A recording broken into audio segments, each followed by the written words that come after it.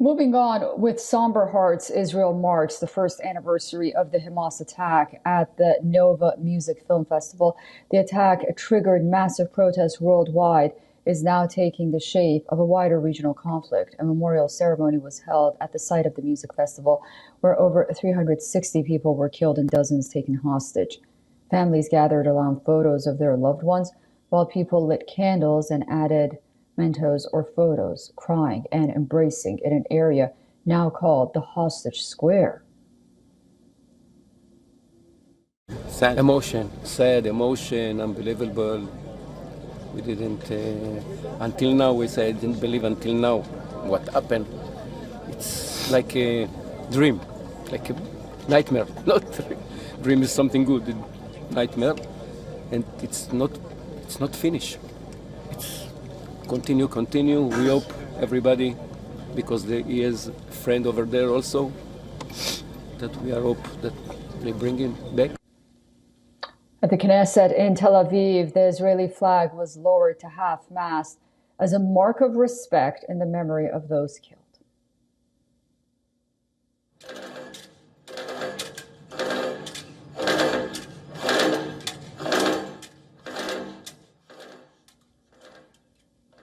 Meanwhile, Israeli Prime Minister Benjamin Netanyahu visited Jerusalem's Iron Sword Monument along with the Jerusalem Mayor Moshe Leon. ביום הזה, במקום הזה, ובמקומות רבים בארצנו, אנחנו זוכרים את נופלינו, את חטופינו, שאנו מחויבים להחזירם, את גיבורינו שנפלו למען הגנת המולדת והארץ. עברנו טבח נורא לפני שנה, ואנו קמנו כעם, כאריות, העם כלביא יקום וכארי יתנשא. For more on this, we are now being joined by Brigadier General Dr. Meir Elron, a senior researcher at the Institute of National Security Studies at Tel Aviv University. Brigadier General, thank you so much for joining us on WION. It's hard to imagine that a year has passed since that barbaric attack against Israel. The question many are asking is, has Israel managed to, first of all, eliminate Hamas? And as of today, also rockets were being fired from that enclave as well towards Israel. What is the situation and how do you assess it?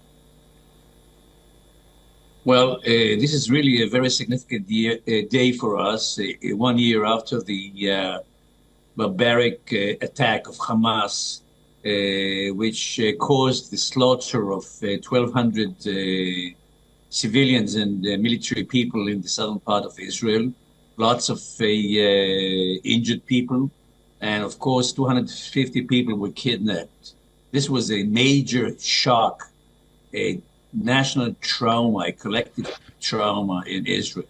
And I can say that 1 year later, we're still within this traumatic situation, mostly because the war does not end. It has to end because the war has expanded also with an aggression of Hezbollah 1 day after the massacre of October 7th last year. So we are stretched into two fronts in a very difficult and challenging kind of a war. And let me put it this way, it can end tomorrow, and it should end tomorrow.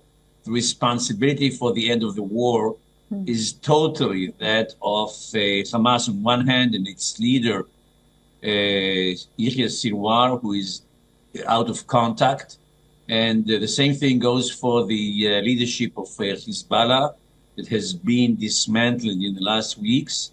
And this is the only way for us to finish the war. I mean, they continue the aggression against Israel, and they take full responsibility for this situation, which we need to end on the two sides. It's a major tragedy that has to be ended.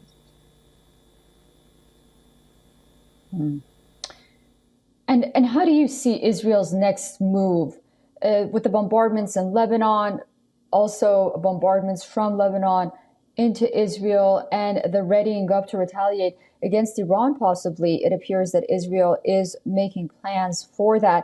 Can you talk about that and your experience as a brigadier general How do you assess Israel's next move? Well, again, as I said before, we don't need this war. Didn't start it. We have no interest in this kind of a war. And it's a major burden on us. It's a major challenge for our citizens and for our military. And unfortunately, the situation is totally deadlocked. And there is no way for us to stop it unilaterally because we are under constant attack on various fronts. And the last one, of course, was the Iranian attack on October 1st, which was a very, very sincere kind of a assault of ballistic missiles, 181 ballistic missiles that were launched against Israel. And Iran has to pay for that as well. So we are surrounded with a very dire situation.